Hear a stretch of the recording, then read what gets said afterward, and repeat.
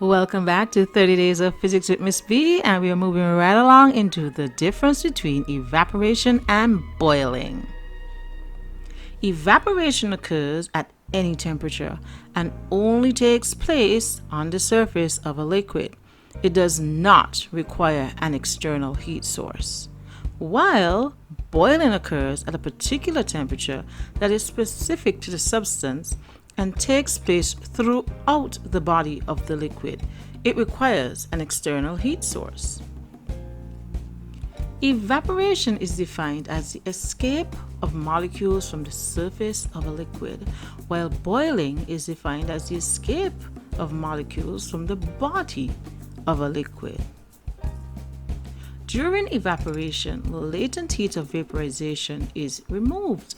This is achieved when the faster molecules escape from the surface of the liquid, and the rate of this happening depends on the temperature at the time. 4 factors which affect the rate of evaporation are temperature, humidity, wind, and surface area. The rate of evaporation increases at higher temperatures. At higher temperature, molecules making up substances gain kinetic energy.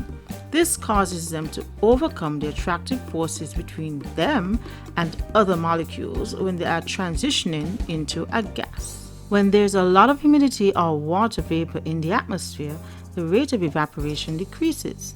This is because since there are more gaseous water molecules in the atmosphere, molecules from open bodies of water experiencing evaporation will crash into the water vapor molecules, which will cause them to rebound into the open body of water it came from. Wind acts as a great agent for evaporation.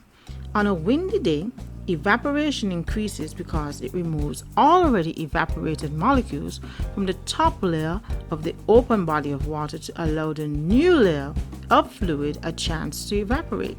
The likelihood of colliding with molecules that have already evaporated is low and are therefore less likely to rebound. A larger surface area allows for greater exposure of a fluid's molecules. Evaporation increases the larger the surface area. Molecules can easily escape from the fluid without colliding or rebounding on days that are hot, windy, and is experiencing low to no humidity at all. Many devices operate from the science of evaporation. Devices include refrigerators and air conditioners. The mechanism of each device is similar in that it includes an evaporator, refrigerant, and a condenser.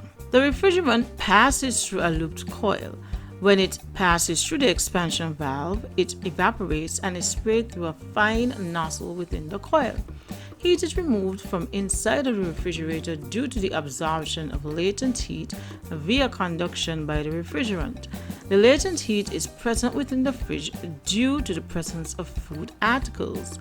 The refrigerant is then pumped into a condenser where it condenses and releases the heat to the environment via conduction through the aid of a radiator. In an AC, the refrigerant passes through a looped coil. When it passes through the expansion valve, it evaporates and is sprayed through a fine nozzle within the coil. Latent heat is removed from warm air that has been sucked in by the fan as it passes over the coil to become cool. The refrigerant is then pumped into a condenser where it condenses and releases the heat to the environment via the aid of the radiator, which is made of copper or aluminum to conduct heat away from the refrigerant. A fan then blows air over the radiator to further dissipate the hot air into the environment. It is common to place the extractor inside of the room and the condenser outside. Alright guys, I'd like to thank you for watching the 18th episode of 30 Days of Physics with Miss B. See you tomorrow for the 19th. Bye!